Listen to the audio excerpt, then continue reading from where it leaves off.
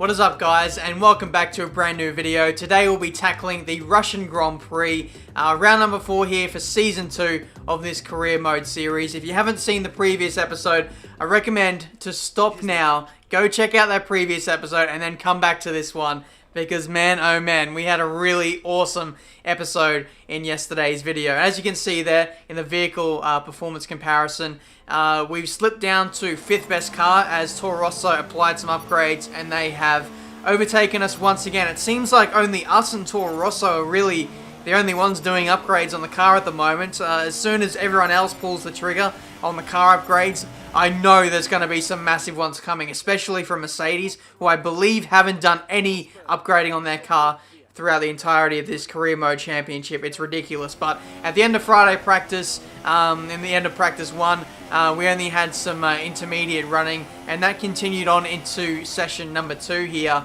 Unfortunately, just like couldn't get any dry running to save my life here, and once again we got beaten by Pascal Wehrlein there in the end of FP2 there. So heading into FP3 now, we finally had a dry session. I could finally get some representative running in, so I did a tyre wear test on the medium tyres.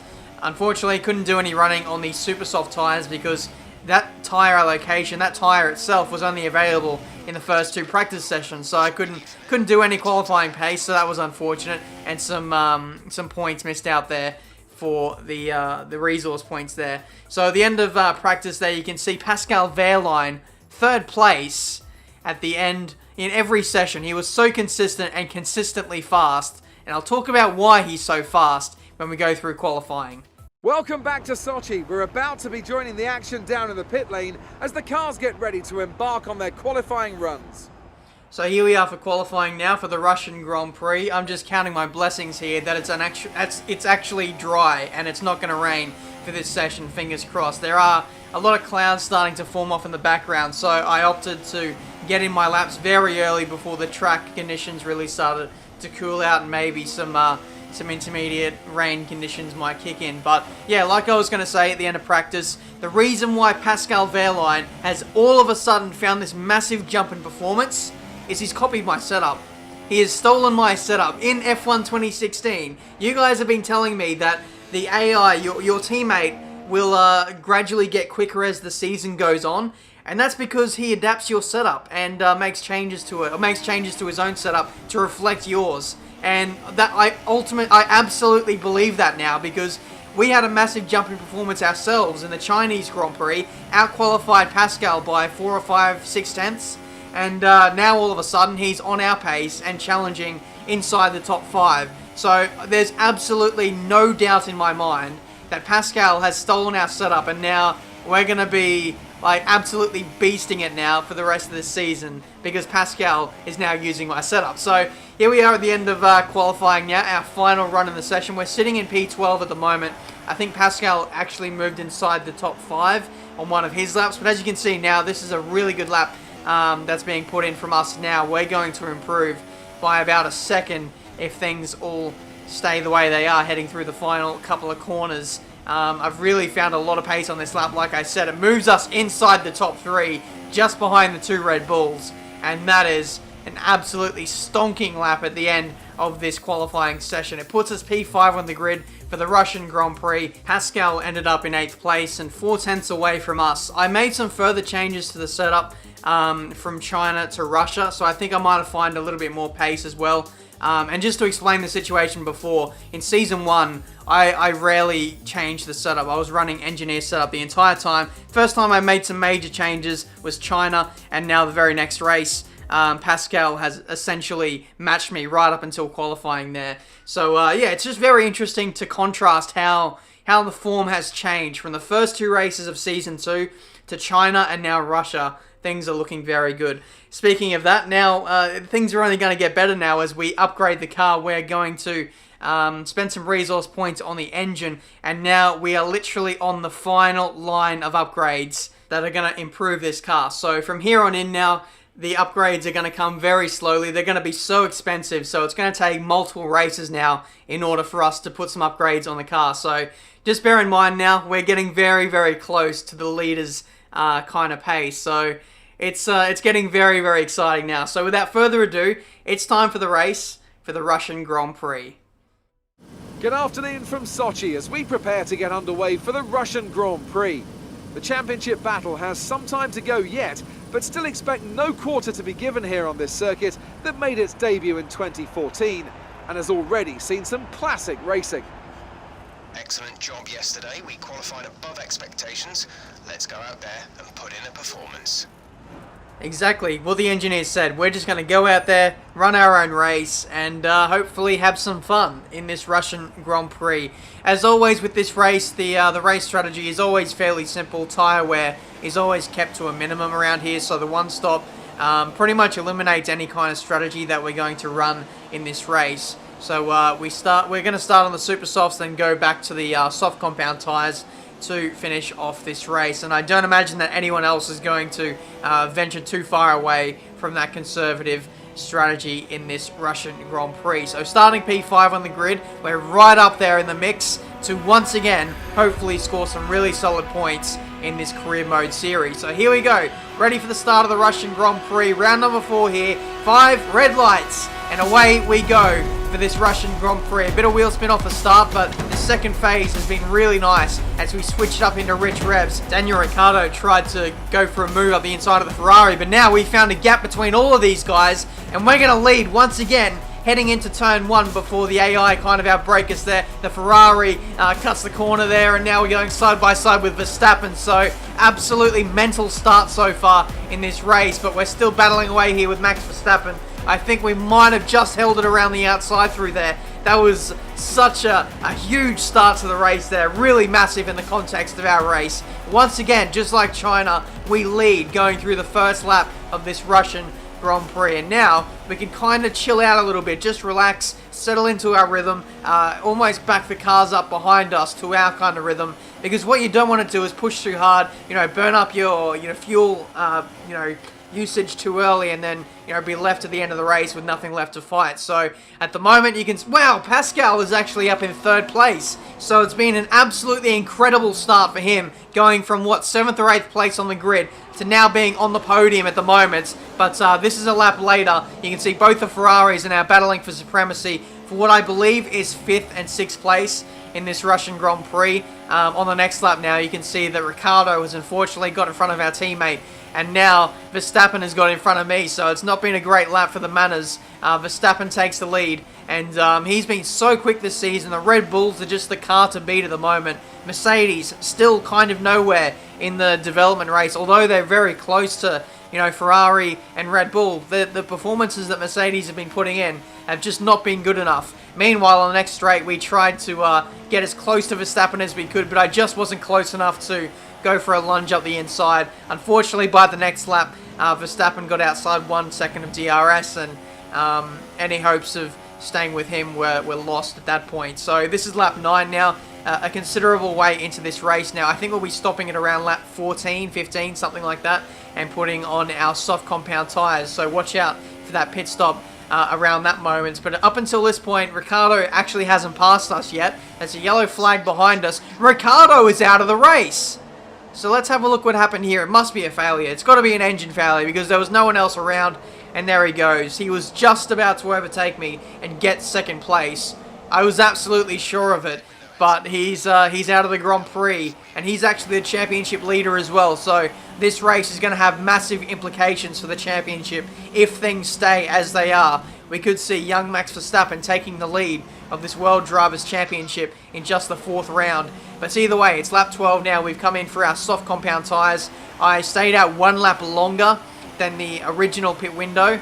But yeah, I just thought I'd do the overcut just by 1 lap, just in case there was a busy pit lane. And we rejoined in pretty much clear air there, but Alonso was right behind me there, actually really close to me there. He hasn't made a pit stop, so we shouldn't be worried about him too much, as we should be able to stretch away from him. Lap 19 now, the order has been restored, as everyone else has made their pit stops as well.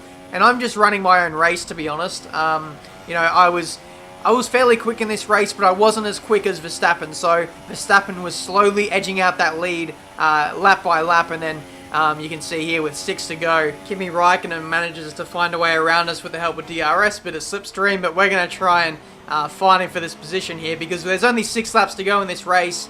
You know, we kind of let Verstappen go a little bit too early than what I would have liked, so I'm not going to make that same mistake with Räikkönen today, and we managed to get him back around the outside. Can we? Oh, to be fair, Kimi takes up a lot of the track there, and now it's going to be side by side once again, heading into the penultimate corner. Again, trying to hang around the outside. Kimi does his best to really squeeze me out there, but I'm not going to be phased by any defense from the AI, and we managed to hang on to second place. You can see Pascal right behind Kimi is looking for a way around to find a way onto the podium as well. And then here comes Vettel as well, so both the Ferraris overtaking both of the Manacars, and Vettel gets in front of me as well. This is looking like deja vu here. If you think back to Bahrain, he was 3 wide briefly through there, but we do survive. And now we're going to go back on the attack with Kimi Räikkönen here through the very fast left-hander. And I think Kimi might have us here, unfortunately. Don't have the tyre grip at this stage of the race to really fight with Kimi Räikkönen there. So this is a few laps later. This is Max Verstappen, our race leader here. Just a few laps to go and he's gone. Engine failure for him as well. So both Red Bulls, you know, the premier team in Formula 1 right now, both of their cars are gone through engine failures. And, wow, safety car has been deployed. So much is happening in this race. I have opted to come into the pits, go for a bit of a risky strategy, and put on these super soft tyres to run to the end of the race. I'm going to lose 3 or 4 positions here in this, strategy change. But I'm going to be on much faster, super soft tyres, and I'm really going to attack here for the final 4 laps of this Russian Grand Prix to see if I can somehow get a miracle win in the final few laps. That's going to be the aim, because I don't think I'm going to win the race if I stay out and just try and, you know, stretch it to the end on my soft compound tyres. I felt like the more aggressive, you know, super soft strategy might be the winner here. So it's a bit of a gamble, but hopefully it can pay off for us. At the moment, you can see Pascal is still holding down a podium for Mana. So if all else fails with me, at least Pascal might get a podium for us today. So we're getting ready to restart this race now, and away we go. We've got near enough to 2 full laps of green flag racing. Unfortunately, the safety car stayed out a little bit longer than what I would have liked it to. I was hoping we'd get at least 3 laps of racing, but that doesn't matter now. We've got to get on with the job as we rejoin in this race. Just 2 laps to go now, and we've got to pass 7 cars over the course of the next 2 laps. It's going to start with Nico Rosberg here, up the inside into turn 1, effectively turn 2 really, but we get the job done. That's 1 position gained already. Hopefully these guys in front of us can really start to battle, and that'll really help our campaign for winning this race. There's a yellow flag up ahead. The engineer said that Räikkönen was going slowly, so we'll take a look at that. He's got a left rear puncture. So the race leader again is running into issues, and now Räikkönen is going to go tumbling down the order here. I should have stayed out. If I would have known that Räikkönen would have got a puncture, I'd be soaring off into the distance winning this race, but Räikkönen is now dropping like a stone.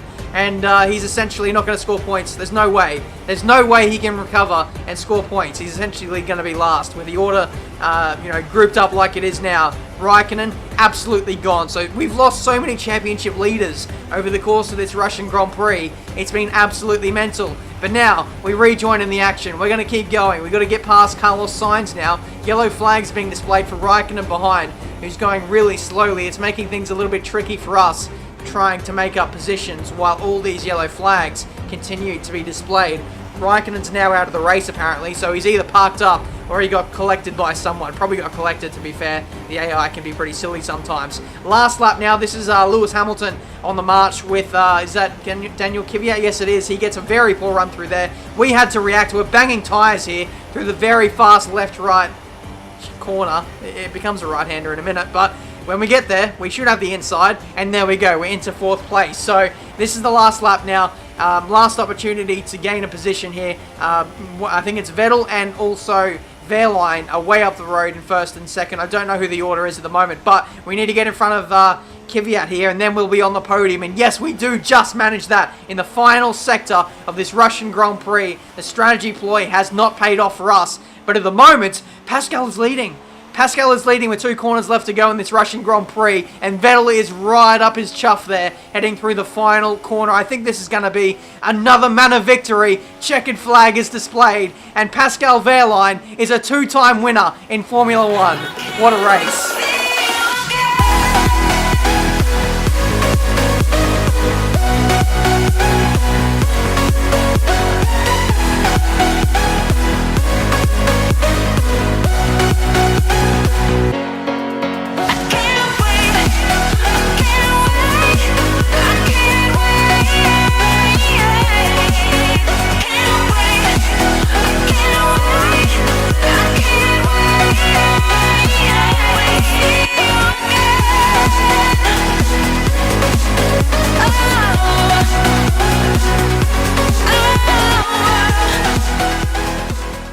Crazy. Absolutely crazy. Those are the only superlatives I have to describe that race. It was a bit like China. Like, you never knew who was going to win that race. Well, actually, to be fair, the first half of that race, I thought Verstappen had that one in the bag. He was leading by 15 seconds. Safety car came out, completely turned the race on its head.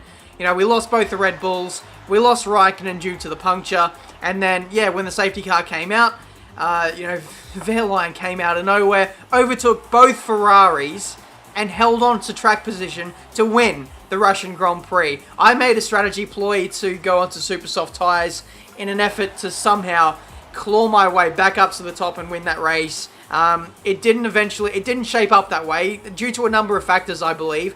One, the lack of tyre wear around Russia. If this was a more tyre degradation track, everyone around me would have had, you know, more worn out tyres. I would have been able to absolutely fly past everyone. 2, the safety car came out a little bit, it stayed out a little bit too long there and really disrupted things. And then 3, the yellow flags with Raikkonen, it really broke up the order, and it allowed Vettel and also Pascal to get away. So what an absolute miracle that is. We have 2 victories now for Manor in Season 2. If you count Season 1, we've now got 3. So absolutely unbelievable. We're now in the hunt for this championship, only 8 points away from Daniel Ricciardo, who still somehow leads this Drivers' Championship after that DNF today. So he's going to be absolutely furious. So will Verstappen, to be fair. They need to work on their reliability. And who knows, if we just keep it clean this season with no, DNFs for the rest of the season, then who knows, we could be there, especially with some upgrades on the way.